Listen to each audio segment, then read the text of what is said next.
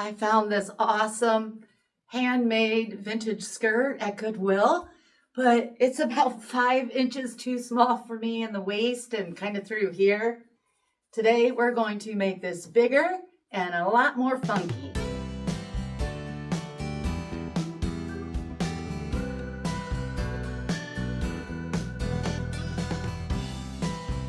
Thank you so much for joining me. If you haven't been here before, my name is Tracy and this is a DIY upcycling channel.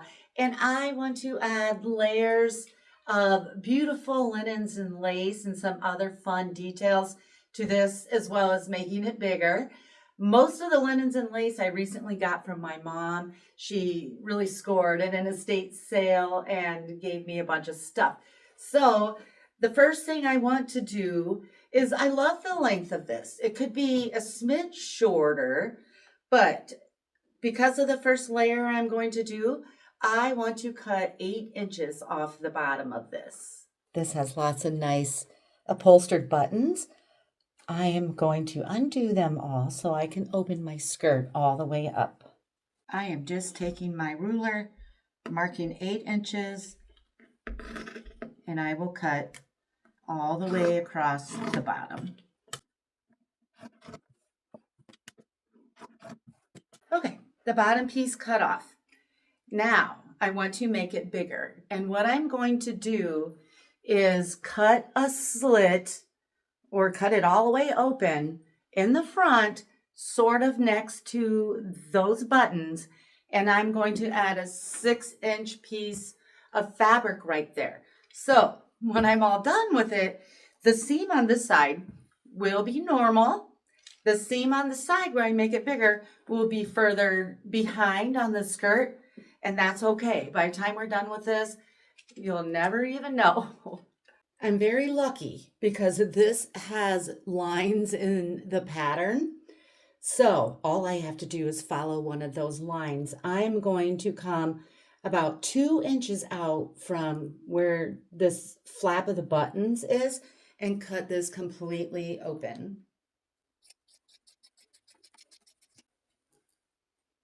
So the fabric that I'm putting in there is a beautiful sort of embroidered piece of fabric.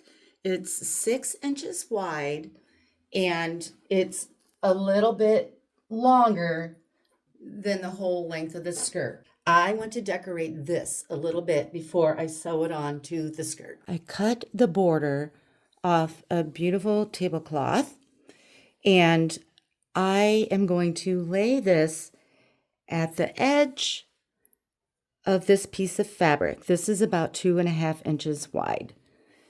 And then I have another piece that I will lay on this side and sew it on. And to sew it, I will use a straight stitch.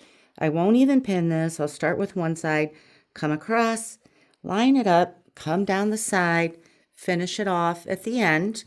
And then when I'm done with that, I'll come back and I'll come in about 1/2 inch from the edge of the scallop, and with a straight stitch sew that on, and then do the same thing to this. And I will use purple thread because I will be dyeing this purple. All sewn. Now this tablecloth border already had little loops like this. And when I'm all done, I'm going to crisscross a tie through those. I want to sew this to that slit that we cut open. But before I do, this will be at the top of the waistband. Now all the seams on this are raw, so I'm going to go with the theme and fold this down 1/2 inch and just stitch it closed. This has a clean edge at the top on the outside, and that will go at the waistband. This is going to be so easy. All I'm going to do is go to one side of the slit and put right sides together, start at the top, I won't even pin this, and sew all the way down. I'm going to do a 1/2 inch seam allowance so that I can trim the underside with my pinking shears.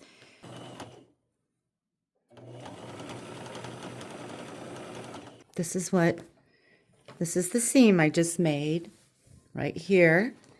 And this is what it will look like on the right side.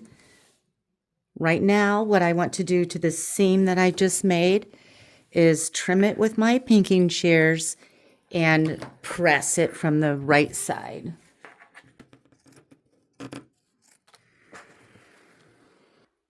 Here's what that's looking like.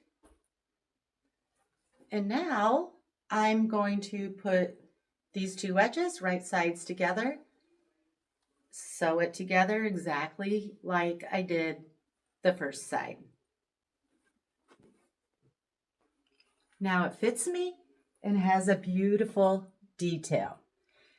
Now what I want to do, so the tiers of linen and lace will be on the lower portion of this skirt, but I want to do a little decorating on the top portion before I get all that going on and make it more difficult at my sewing machine. I have a piece of lace, kind of a fine lace that looks like this, and I want it, this is the back, I'm looking at the top of the skirt. This is the side where we sewed that panel. I want one of the points, I kind of cut it like a long football. I want one of the points to come in, maybe overlap my decoration a little bit. I'm just going to pin that temporarily. It may be permanent, it may not. And I'm going to wrap this around the back. I may adjust this because I want this to look nice as well. I think that looks good. I'm going to pin this down and then I'll readjust on the front side.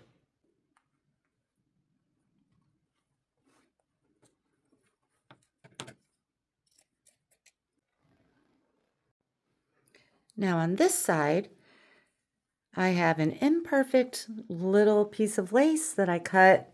No rhyme or reason to it. I just didn't want it to be perfect. And then I cut out 3 triangles that are not perfect as well. I do not want them to be. And now I'll pin those on. Now it's time to get these sewn. I will sew these 3 and this one with a straight stitch because they're going to have another little piece of trim around them. This one I'm going to sew on with a zigzag stitch because it won't be trimmed. I'm going to stay close to the edges and I'm going to use my purple thread on this whole entire skirt. These are sewn. I have a little pile. This is also the border of that tablecloth, but just cut very thin. And this is what I'm going to trim my rectangles in and this big one on the back. No need to pin. I'll just go to my machine, start somewhere, use a straight stitch, slightly overlap my lace. Here's what that looks like. And now I want to add a little something right here. I'm adding some beautiful floral applique from an estate sale. I'm going to pin them on. I have a little cutting board underneath to make it easier to pin. Now I'm going to sew these on with a small zigzag stitch, staying close to the edges, and I'm still using my purple thread. Okay. Now I want to add the tiers of linen and lace. And this is going to be tattered and frayed, very boho, almost fairy-like. So if you're squeamish about raw edges, this might not be the project for you. The first tier will be at the bottom, and it will be made from strips of linen tablecloth. My tablecloth was lightweight. I cut 8-inch strips and I pieced them together with a 1/2 inch seam allowance, right sides together, and a straight stitch, and I trimmed them with pinking shears.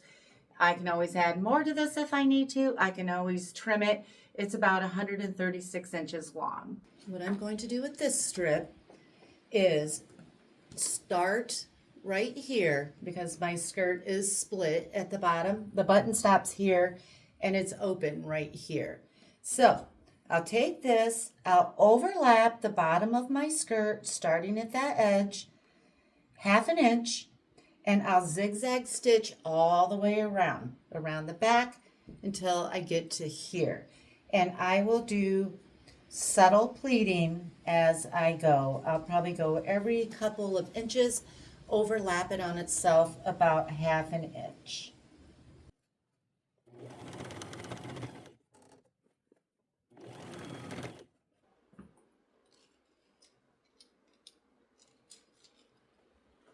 Okay, so the next layer I want to be lace, and this was a vintage lace tablecloth, and I cut 12-inch strips and sewed them together, and now I have a piece that is 129 inches long. The lace, what I want to do is I only want to sew this from the edge of our panel here all the way around to about the same place on the back. So I'm going to eyeball this. This is where it will start in the front. I want it to end in the back about the same place. So I'm going to make a little mark with my tailor's chalk. And since this is split, this piece that I sew on will have to be a separate piece than this piece, but it will appear to be all one. So what I will do is I want this lace to overlap this piece, all this stitching right here, about like that. So I need a guideline for when I sew. I'm going to take my ruler and my tailor's chalk, and from this ruffle up, I'm going to mark 9 inches all the way around to where I want to sew. Now I'm going to go sew this lace on. I'll slightly overlap my dash marks that I made and sew them pretty much exactly like we did this ruffle, only I'll be following guidelines instead of the bottom of the skirt.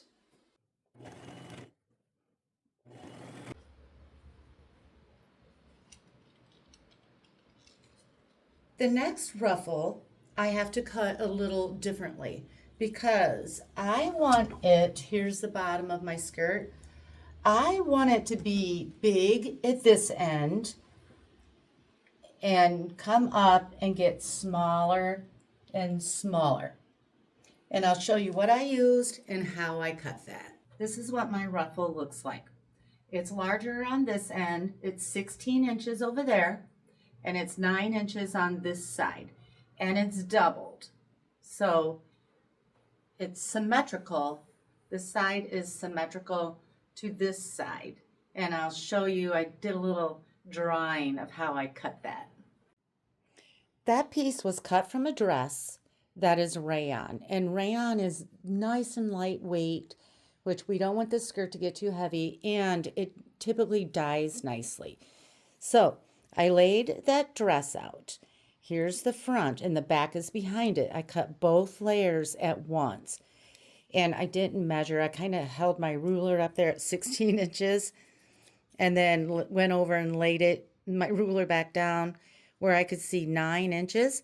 And I just cut a piece. It does not have to be perfect. We are not going to do a bunch of tedious measurements. This will take just a little bit of artistry on your part and not a whole lot of technical explanation on my part. So that piece I just showed you, I folded in half. And the short end will go up by the flowers. The long end will be down at the bottom of the skirt.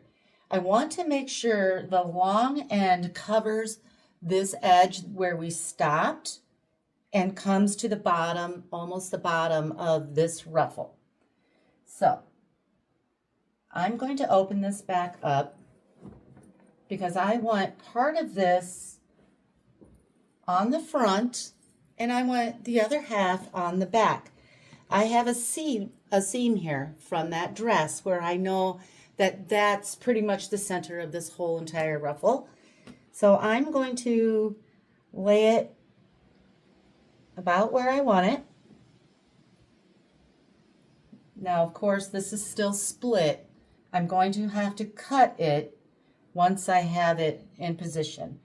And I am going to raise it up to under the flowers, but still covering this sewing right here.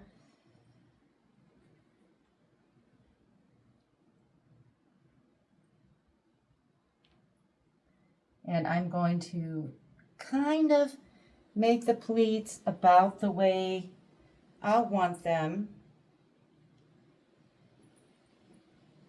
Okay. Now, this is about how I want it. I've got enough here to do the back side. I am going to draw a line pretty much where I have this ruffle. So I have a guideline when I'm sewing.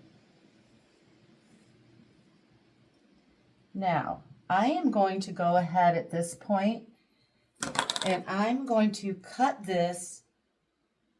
If your skirt doesn't have a split in it, you don't have to worry about doing this. Mine has a split. Part has to be on that side and part has to be on this side. Okay. And I am going to stick a few pins just so I know it's kind of in proportion. I don't want a bunch of globbed up pleats here and then hardly any over here. So I'll just stick a few in to remind me about where I wanted this to lay. You'll have a hard time getting it wrong because they're just so cute when they're layered up, and they don't have to be perfectly symmetrical or anything like that. I'm going to flip this over and do the same thing with the remaining ruffle on the back side. Now I'm going to take it to my machine. I'll start on the front side. I'll start right here and I'll just pinch pleat that, try to get it fairly even in between those pins, following that guideline.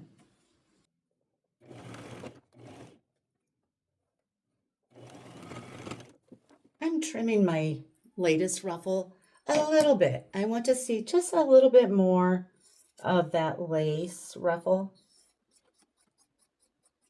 Okay. Looking a lot different, isn't it? Now what I want to do is add a little bit of lace at the top of these ruffles, and then I'll be done with the ruffles. Starting to get a little heavier, so be careful not to use heavy fabrics. Go as light as you can because these have a tendency to get sort of heavy if you don't. Now I want to slightly overlap this with some lace pieces. And I cut sort of a variety of sort of doilies and runners. They range from about 5 to 7 inches. And I'll alternate. I'll just take my pile to my machine. I'll overlap like that, do a zigzag stitch, and I'm just going to pleat these subtly because they're a little thicker than this. I don't want them to like poof out right there. I want them to sort of flow. I have one that looks like this. I have a fun little vintage collar, which I think I'll put right underneath of the flowers actually, because I think that is so pretty. And I'll just basically go around and cover up that sewing that we just did right here.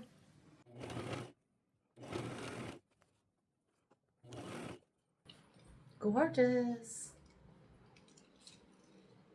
Okay, so the last thing I want to do down here before I go dye this is add that tie to that panel that we started with.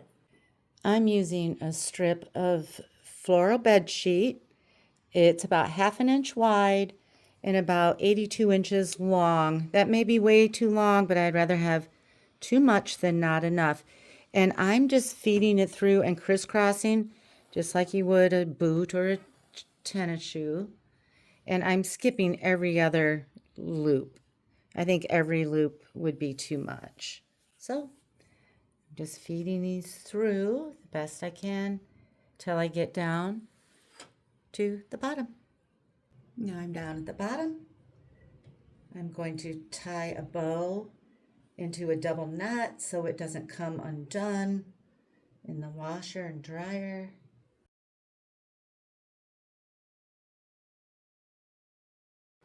All done sewing. So cute. All right, now I want to go upstairs and dye this purple, and I have a little vest that I thrifted that I'm going to dye with it. I want to dye my skirt royal purple. It's Rit Dyemore for synthetic fabrics. Even though the majority of my skirt is natural fabrics, if there's anything synthetic like thread or something like that or lace, this should dye it, and you have to do that on the stove top. I have a 32-quart turkey pot right here. I filled it pretty full, over halfway, and I'm going to put a couple pumps of Dawn dish soap in there and stir it up. And then this has to be shaken well. It tends to settle at the bottom and get thick here and real thin up here. And I'm going to add a little bit at a time. I don't want my skirt too dark and I don't want it too light.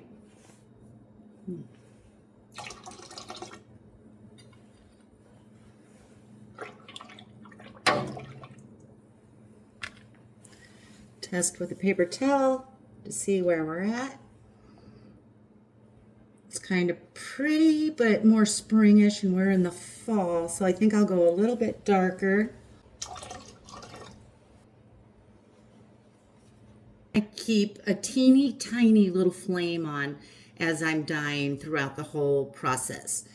I got my skirt and my vest wet, and now I'm just going to put them in, leave them in for about half an hour, stirring frequently.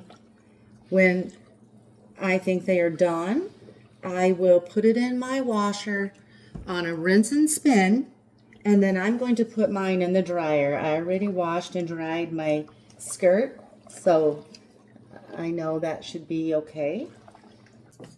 All done. How cute is that? And the vest goes with it perfectly. All right, I'll bring this in closer in a second so you can have a better look. But I want to talk to you a second. This is a great tip that I learned years and years ago. It's the 60-30-10 rule. We're talking about putting colors together. And a lot of times it's not about the colors. It's about the proportion, 60-30-10. Whether you're decorating a room, designing a purse, putting an outfit together, this works most of the time. So 60% one color, in this case it's purple. 30% another color, dark brown. I have a dark brown shirt and dark brown boots, and 10% the red. And you can actually do 60-30-10 accent color or colors. I could add mustard sort of, belt or bracelets or scarf. All right, I'm going to bring this in closer so you can have a better look, and I thank you so much for watching.